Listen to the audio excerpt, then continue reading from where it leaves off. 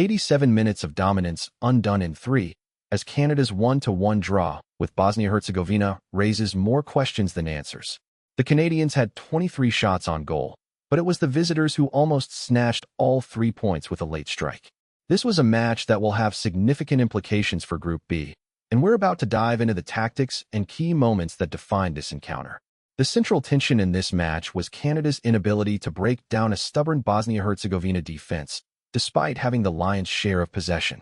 The Canadians' high-intensity press was effective in winning the ball back, but they struggled to create clear-cut chances against a well-organized backline. This led to a frustrating evening for the Canadian attack, who had to rely on a set piece to score their only goal. Let's take a closer look at the key moments in the match.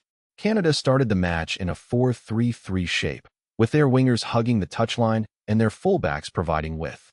However, as the match wore on, they switched to a 3-5-2, with their wingbacks pushing higher up the pitch. This change allowed them to dominate the flanks, but they still struggled to create chances against a compact Bosnia-Herzegovina defense. The Canadian goal came from a well-worked set piece, but they were unable to build on this momentum.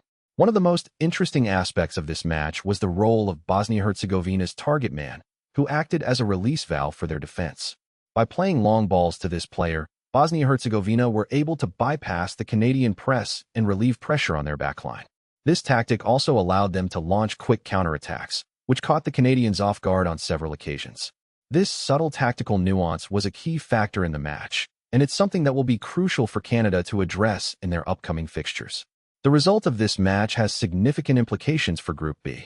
With Canada dropping points, the door is now open for other teams to capitalize and make a push for the top spot. The group is still wide open, and a single win or loss could be the difference between advancing to the next round or being eliminated.